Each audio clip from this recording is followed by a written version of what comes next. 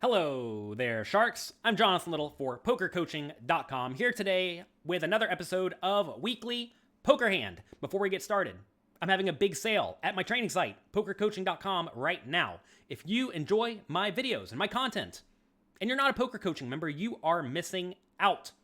You can get a big discount right now at PokerCoaching.com/labor because we are celebrating a fun Labor Day weekend. So check it out right now at PokerCoaching.com/labor. Today's hand comes from the $100,000 buy-in heads-up duel between Tom Dwan and Phil Hellmuth. Phil Hellmuth won 7 matches in a row leading up to this one. Want me to tell you who won this one? I'm about to spoil it for you.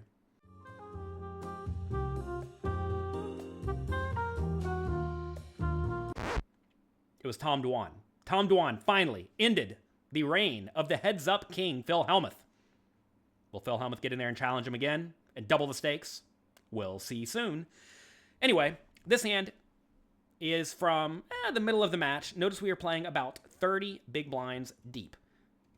I know all you know who Phil Hellmuth is. If you don't know who Tom Dwan is, he was the absolute in-boss of online poker and live poker for a long time. He popularized the very, very loose, splashy, battle-y style, and, well, this hand is going to illustrate that.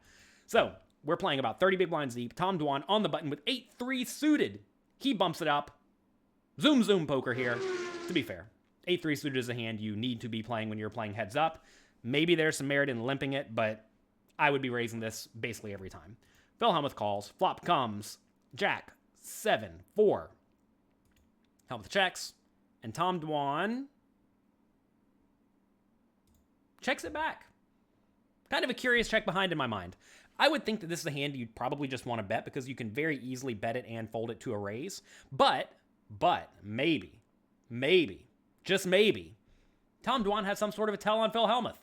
I will say, whenever you're playing live poker, especially against recreational players, I'm not saying it's Phil Hellmuth, one of the greatest live players of all time, against weak, tight, straightforward players who are not very, very aware of their physical mannerisms, you may see them on the flop, like on Jack 7-4, go from being, playing their cards to being, okay. If you see someone perk up like that, that is very often a sign that they like their hand. And if they like their hand, there's no point in betting with the 8-3 suited. Just check it back. If you pick up a draw on the turn, call a bet, or maybe start bluffing then. But if you are very confident your opponent's not going to fold to a flop bet and you have the 8 high, you probably just want to not bet, right? So that's perhaps a reason Tom Dwan checked. Maybe he picked up a read, or maybe just decided to mix it up from time to time. But in general, your hands that have some backdoor equity and absolutely no showdown value often do prefer a bet. But whatever, I will default to Tom Dwan. Check, check. Turn is the beautiful 2 of hearts, giving Tom the flush draw.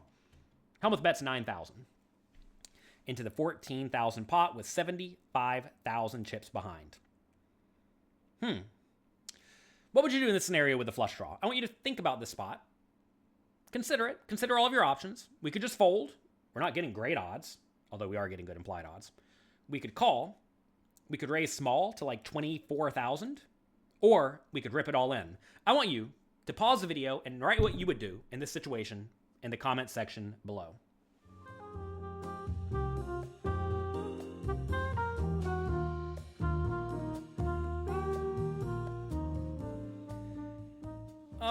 All right.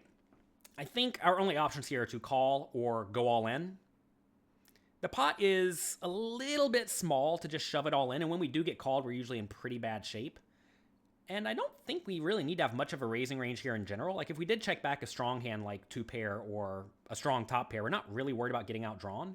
So I think you want to have a pretty wide calling range in this spot. Also, the fact that Hellmuth bet 9,000 into 14,000 usually indicates a more polarized range, meaning he either has a good made hand or a good draw. And if he has a good made hand, he's obviously not folding and we're in terrible shape. And if he has a good draw, I mean, maybe we could get him to fold. Maybe he has junk that we could get to fold. But quite often the junk or some of the busted draws will just give up on the river, and then we have the chance to bluff those then.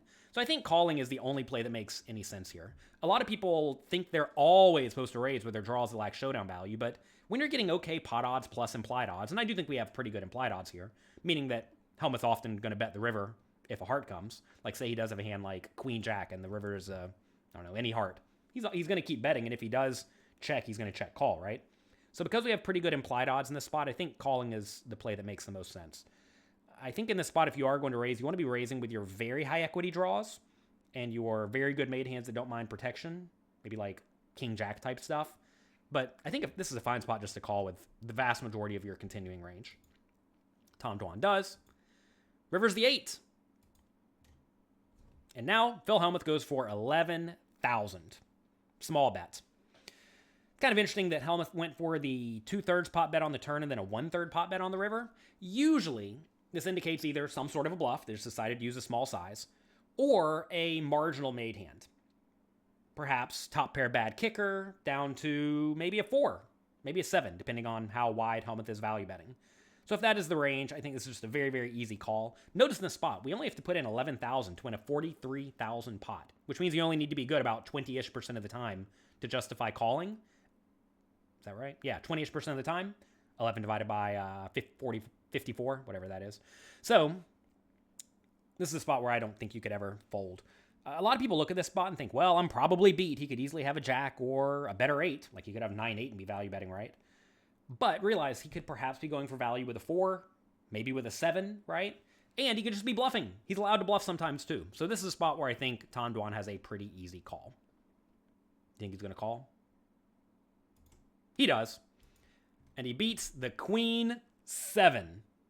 And after this hand, if you watched the live footage on PokerGo, Phil Hellmuth went on a bit of a tirade. He could not believe that he somehow just lost to the 8-3 suited. If you've watched Phil Hellmuth play, he seems to really not like when he loses to bad preflop cards, especially when they get there on the river.